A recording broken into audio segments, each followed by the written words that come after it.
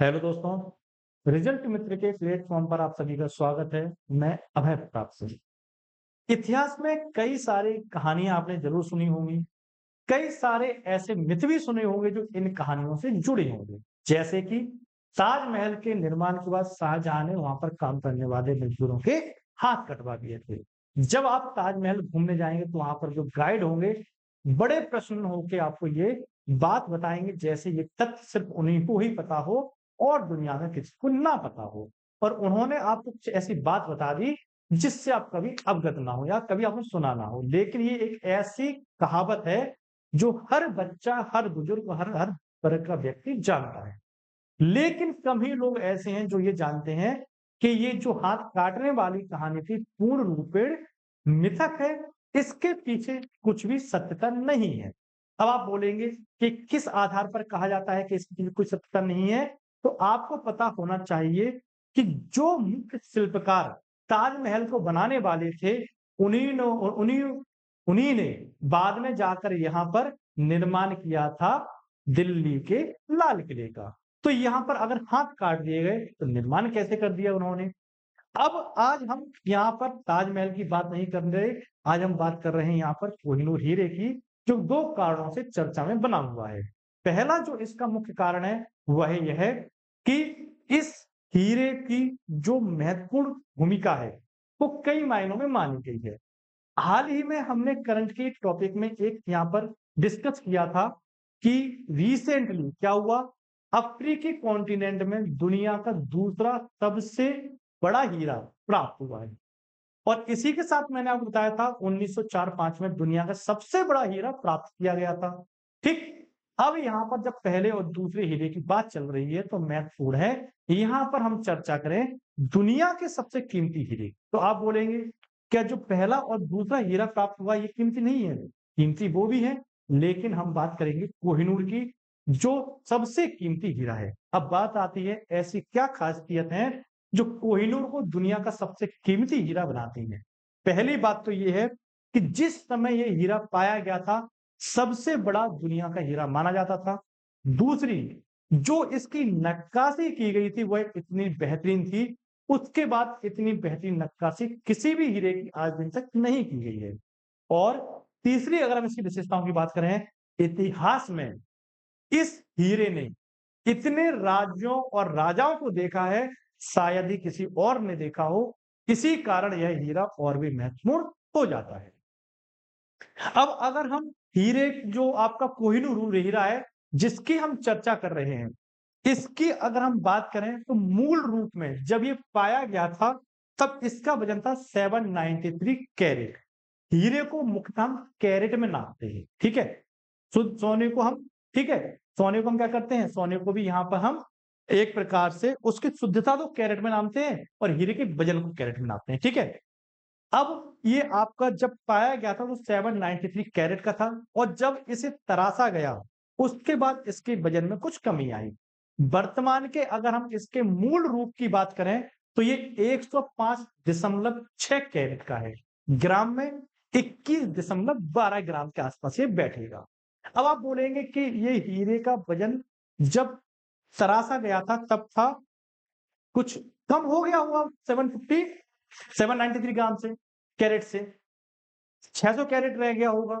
तो वर्तमान में इतना कम कैसे हो गया? तो इसके पीछे तर्क दिया जाता है हीरा जो होता है इस ये अपनी चमक के लिए लोकप्रिय होते हैं और इनकी कीमत इनकी चमक और तराशी पर ही निर्भर करती है। समय के साथ हीरा अपनी जो पर्यावरणीय गतिविधियां हैं उसके कारण चमक खो देता है। ठीक। जब एटमॉस्फेयर के संपर्क में आता है पॉल्यूशन की वजह से चमक खो देता है। तो इसको फिर से चमकीला बनाने के लिए इसकी घिसाई की जाती है जिसमें कुछ भाग इसका घिस जाता है। ठीक। उसके कारण इसके वजन में निरंतर कमी होती जा रही है। अब वर्तमान में कोहिनूर हीरा कहाँ है? तो वर्तमान में कोहिनूर हीरा रखा हुआ है ब्रिटिश के एक म्यूजियम में। ब्रिटिश वाले चोर तो पहले से थे ही, हमारी और दुनिया की महत्वपूर्ण चीजें चुरा कर ले गए, अपने यहां रख ली। उसी में से कोहिनूर हीरा आप देखेंगे ब्रिटिश की जो क्राउन है उनके ताज में जड़ा हुआ है। ठीक। और अभी भी ये हीरा उन्हीं के पास मौजूद है जैसा कि आप इस इमेज में देख रहे हैं। लास्ट टाइम इसे यहाँ पर देखा गया था, जो रानी आप देख रहे हैं, इनकी मृत्यु के समय इनके जो ताबूत था उसके ऊपर रखा गया। ठीक, अब यहाँ पर आज हम बात करने वाले हैं इस हीरे की। तो इस हीरे को कोहिनूर जो नाम दिया था, ये नादिर शाह ने दिया था। जब नादिर शाह ने इसे पहली बार देखा, तब इस हीरे को कोहिनूर नाम दे दिया। और फारसी भाषा में कोहिनूर का मतलब होता है रोशनी का पहाड़। छोटा मोटा पत्थर नहीं, पूरा एक पहाड़ जो रोशनी प्रदान करता है। अब यहाँ पर एक मिथ इस हीरे से जुड़ा हुआ है। मिथ क्या है? इस मिथ में कहा जाता है कि इस हीरे को सिर्फ कोई महिला ही धारण कर सकती है। पुरुष अगर इसे धारण करने का प्रयास करेगा तो उसके पीछे कई प्रकार की समस्याएं पड़ जाती हैं। या तो उसका समाज स्वास्थ्य खराब हो जाएगा, या कितना ही बड़ा साम्राज्य हो वो नष्ट हो जाएगा। तो ये सारी चीजें इस हीरे के पीछे देखने को मिलती। और कहीं ना कहीं इसके पीछे जो तर्क दिए जाते हैं, ये भी हमें देखने को सत्य होते मिलते हैं। वर्तमान में ये जो हीरा है, जो इसके चर्चा का दूसरा कारण है। पहला कारण मैंने आपको बता दिया, जो खदान थी वहां पर दूसरा हीरा मिला है, इसलिए ये चर्चा में। ठीक है, अब इसके बाद हम बात करते हैं कि ये चर्चा में दूसरे कारण से क्यों है। तो अभी ये है आपका जो हीरा है किंग चार्ल्स के पास। और किंग चार्ल्स के पास जैसे ही हीरा पहुंचता है, तो उन्हें एक दुर्लभ कैंसर की बीमारी हो जाती है, जिससे वो पीड़ित। ठीक है, इसके लिए चर्चा में बना हुआ है। अब अगर हम बात करते हैं इस हीरे के इतिहास की, तो इसका कोई स्पष्ट इतिहास हमारे पास मौजूद नहीं है। स्पष्ट इतिहास मौजूद क्यों नहीं है? स्पष्ट इतिहास उस चीज का मौजूद होता है जिसको या तो कभी खरीदा गया हो, या बेचा गया हो, या उसके बारे में कुछ लिखा गया हो। कोहिनूर हीरे को अभी तक का इतिहास है, ना तो किसी शासक ने बेचा, ना किसी व्यापारी ने बेचा, ना किसी व्यक्ति के द्वारा इसे खरीदा गया। अब ये एक व्यक्ति से दूसरे व्यक्ति पर पहुंचा कैसे? तो या तो इसे उपहार स्वरूप किसी को दिया गया है, या इसे युद्ध के माध्यम से जीता गया है। बस दो कंडीशन थी इसकी, ना तो कभी बेचा गया, ना कभी खरीदा गया। अब हम बात करते हैं कि ये हीरा मिला कहाँ। तो गोलकुंडा की खदानें जो अपने हीरे और सोने के लिए प्रसिद्ध हैं, वहां से इस हीरे को निकाला गया था। और कहा जाता है कि 14 फुट की खुदाई पर ही ये हीरा प्राप्त हो गया। ठीक, तब इतना कीमती हीरा था, तो थोड़ा बहुत अंदर तक जाना चाहिए था हीरे की वैल्यू को बताने के लिए। 14 फुट की खुदाई पर मिल गया ये हीरा, यहाँ पर कहा जाता है। अब ये हीरा जैसे प्राप्त होता है, सबसे पहले पहुंचता है काकतीय राजवंश के पास। और काकतीय राजवंश के राजा इस हीरे को अपनी कुल देवी भद्रकाली की बाईं आंख में लगवा देते।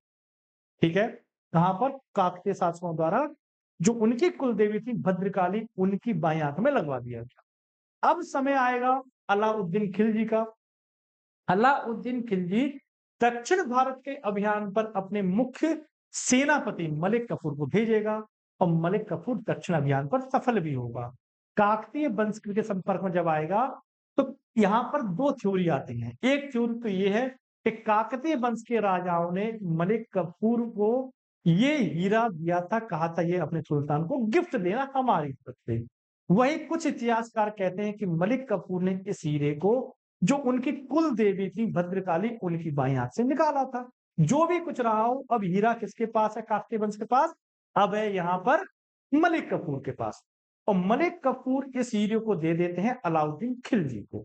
फिर ये अलाउद्दीन खिलजी के बाद एक शासक से दूसरे शासक पर जाता रहता है।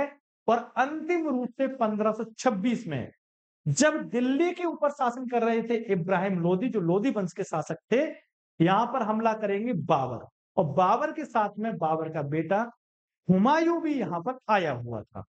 तो जब 1526 में बाबर इब्राहिम लोधी को युद्ध क्षेत्र में मार देंगे, तो इनके साथ में एक शासक और थे, जो राजपूत शासक थे, जिनका नाम था विक्रमादित्य सिंह। ये संबंधित थे ग्वालियर रियासत से, ग्वालियर के ऊपर शासन कर रहे थे, इब्राहिम लोधी के अधीन थे, अच्छे मित्र थे।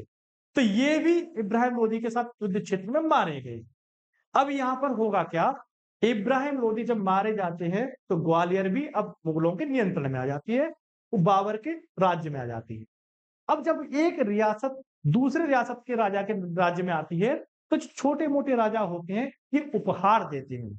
इसी तरह जब हुमायूं को ग्वालियर भेजा गया उसके किले का नियंत्रण लेने के लिए, तो जो विक्रमादित्य का परिवार था, उन्होंने इस हीरे को हुमायूं को सुपुर्द कर दिया। कहा गया अपने पिता को जाके गिफ्ट देना हमारी तरफ। ये एक प्रकार का समझौता। जैसा आपने देखा होगा, आपके जिले में कोई नए डीएम आते हो, छोटे मोटे अधिकारी फल फूल लेके उनका में पहुंचते हैं कि भैया हमारे ऊपर कृपा दृष्टि बनाए रखना। उसी प्रकार से अब ये हीरा जो था आ गया किसके पास? बाबर के पास। बाबर के पास रहा, हुमायूं के पास रहा, फिर बारी आई अकबर, अकबर के बाद जहांगीर, और फिर आएंगे शाहजहां जो ताजमहल के लिए जाने जाते। अब कई सारे लोग जानते हैं कि ताजमहल का निर्माण शाहजहां ने करवाया, राज्य की पूरी संपत्ति लुटा दी, जिसके कारण मुगल साम्राज्य पतन की ओर बढ़ा। ये है उन लोगों की बात है जो व्हाट्सएप यूनिवर्सिटी से पढ़े हुए हैं। हम बताते हैं आपको सही बात। शाहजहां ने ताजमहल को बनवाया, लेकिन ताजमहल से भी दुगनी कीमत की जो संरचना बनवाई थी उसका नाम है तख्त ताउस, जिसके ऊपर खुद शाहजहां बैठते थे। ये शुद्ध ठोस होने से बना हुआ था और कहा जाता है ये सबसे विशाल एक प्रकार से नमूना था स्थापत्य का मुगल काल में। ठीक, ये सिर्फ बैठने के लिए प्रयोग किया जाता, सिंहासन टाइप में था, ऊपर पूरा एक आप कह सकते हैं छत्र भी था इसके ऊपर। ठीक है, इसके ऊपर कई प्रकार के हीरे जवाहरात लगाए गए थे। इसी में से एक था कोहिनूर हीरा, जिसके कारण इसकी कीमत उस समय ताजमहल से भी दुगनी हो गई। कोहिनूर हीरे की कीमत कही जाती है 8,000 करोड़ रुपए की है। कितनी? 1-2 करोड़ नहीं, 8,000 करोड़ रुपए। और इसके बारे में कहा जाता है अगर इसे बेचा जाए तो पूरी दुनिया को 2.5 दिन तक भोजन खिलाया जा सकता, इतना ये कीमती है। ठीक, तो अब ये पहुंच चुका है कहां पर? ये पहुंच चुका है शाहजहां के तख्त ताउस में, जो सबसे बड़ी कीमती चीज है मुगल साम्राज्य के अंतर्गत। और इसे बनाने में ताजमहल से भी ज्यादा और दुगना खर्चा यहां पर आया है। अब ये तख्त ताउस के बाद मुगल शान बना रहा। फिर यहां पर आक्रमण होगा नादिर शाह। नादिर शाह जब 1.5 लाख की सेना लेकर भारत पर आक्रमण करेंगे, तो दिल्ली के ऊपर शासन कर रहे थे मोहम्मद शाह, और मोहम्मद शाह की सेना थी 10 लाख की। लेकिन फिर भी यहां पर क्या होगा? यहां पर नादिर शाह मोहम्मद शाह को पराजित कर देंगे और दिल्ली में हमला कर देंगे। दिल्ली में जो पुरानी दिल्ली कही जाती है, जो आपका अभी जामा मस्जिद और ये पूरा चांदनी चौक का इलाका है, यहाँ पर लोगों ने नादिर शाह के कुछ अधिकारियों को मरवा दिया। तो नादिर शाह ने क्रोधित होकर कत्ले आम का आदेश दिया। 10 दिन तक ये कत्लेआम चलता रहा और कुल 30,000 लोग, जैसे बच्चे भी थे, बुजुर्ग भी थे, महिलाएं भी थी, इन लोगों को मारा गया। आखिरकार यहाँ पर यहाँ पर जो मोहम्मद शाह थे, इनके सेनापति थे निजामुल मुल्क। निजामुल मुल्क बिना पगड़ी के, उस समय पगड़ी एक सम्मान की बात मानी जाती थी, और जिसकी पगड़ी हट जाती थी उसे यहाँ पर जलील होते हुए माना जाता था। तो निजामुल मुल्क बिना पगड़ी के नादिर शाह के पास पहुंचेंगे और कहेंगे कि जो आप कत्लेआम करवा रहे हो उसे रुकवा दो, आपको जो बदला लेना है मुझसे ले लो। नादिर शाह कहता है चलो रुकवा देता हूं, लेकिन शर्त यह है कि तुम्हें 100 करोड़ रुपए हमें चुकाने होंगे इस कत्लेआम को रोकने के लिए। 100 करोड़ रुपए, आप समझ सकते हो उस समय कितना रहा होगा। ठीक, तो यहां पर कहा जाता है कि इस रकम को चुकाने के लिए जो निजामुल मुल्क है ये तैयार हो जाते हैं और अपने ही राज्य को कई बार लूटेंगे। कौन? निजामुल मुल्क। क्यों? जिससे इस रकम को अदा कर सकें। अब यहां पर 100 करोड़ की रकम चुकाई जाती है और कहा जाता है कि मुगल शासकों ने 348 वर्षों में, 348 सालों में जितना धन कमाया था, उस धन का मालिक एक झटके में नादिर शाह हो गया। अब नादिर शाह भारत में 57 दिन तक रुकता है और 16 दिसंबर 1739 को दिल्ली छोड़ेगा। कहा जाता है इतने बड़े धन को भारत से ले जाने के लिए 100 करोड़ को सीधे सीधे उसने निजामुल मुल्क से लिए। उसके बाद जो लूटपाट की थी और राज्यों को लूटा था, वो धन अलग से तख्त ताउस साथ में लेके जाएगा। और इतने बड़े धन को ले जाने के लिए कितना रहा होगा, इसका अंदाजा आप इस बात से लगा सकते हो कि इतने बड़े धन को ले जाने के लिए 700 हाथी, 4,000 ऊंट और 17,000 घोड़ों की जरूरत पड़ी थी। गधे और खच्चर कितने थे? गिनती नहीं थी। कितने? 7,000 700 हाथी, 4,000 ऊंट और 17,000 घोड़े, गधे खच्चर नहीं गिने गए। अब यहाँ पर कहा जाता है कि जब नादिर साहब भारत से इतना खजाना लेके जा रहा था, कुछ खजाना तो इसके सैनिकों ने लूट लिया। जब चिनाब नदी के पुल को ये लोग पार कर रहे थे, तो सभी सैनिकों की तलाशी ली गई। तो कुछ सैनिकों ने मृत्यु के डर से, कुछ सैनिकों ने इस उद्देश्य से कि बच गए तो लौट के आएंगे, अपने खजाने को चिनाब नदी में या तो दबा दिया, सिंधु नदी में, चिनाब नदी में, या फिर उसको वहां पर दफन कर दिया, जिससे हमें मिल जाए। अब ऐसा नहीं है तुम लोग खोजने निकल जाओ, अब पता नहीं कहाँ चला गया होगा बैठे हुए, ठीक है, तो नदी में डाल दिया। अब समय बीतता गया, नादिर साहिबी इस हीरे को अधिकतर नहीं ले सके। देखो, खिलजी के पास गया, सल्तनत खत्म।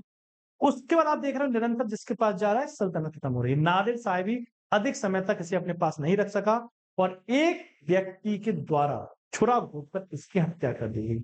अब सल्तनत मिलती है नादिर शाह के अंगरक्षक अहमद शाह अब्दाली को, और अहमद शाह अब्दाली अब इस हीरे को लेते हैं। कहा जाता है कि नादिर शाह जब भी कहीं जाते, और अहमद अब्दाली भी बाद में जब शासक बना तब कहीं जाते थे, तो इस हीरे को अपने पास ही रखते थे। कभी बाइक लाई पर मानेंगे, कभी गले में रखेंगे, और जो भी कोई इनसे मिलने आता था, शाही राजा उसको ये दिखाई देना नहीं मानते थे। चीज ही ऐसी थी, ठीक है। अब अहमद शाह अब्दाली के पास रहा, उनके पास भी ज्यादा समय तक नहीं रह पाया। अलग अलग शासकों के पास होते होते 1813 में पहुंचेगा महाराजा रणजीत सिंह के पास, ठीक। और महाराजा रणजीत सिंह भी इसे होल्ड करेंगे कुछ समय तक, लेकिन अधिक समय तक नहीं रह पाएंगे। 1843 में दलीप सिंह यहाँ पर राजा बनेंगे, जो उनकी उम्र उस समय 5 वर्ष थी, ठीक। 5 वर्ष जब इनकी उम्र थी, तो राज्य पहुंचेगा अंग्रेजों के पास, और अंग्रेजों को ये हीरा प्राप्त हो जाएगा। जिसके बाद उस समय जब अंग्रेजों को ये हीरा प्राप्त हुआ था, तब था 190.3 कैरेट का, कैरेट वजन होता है, ठीक है।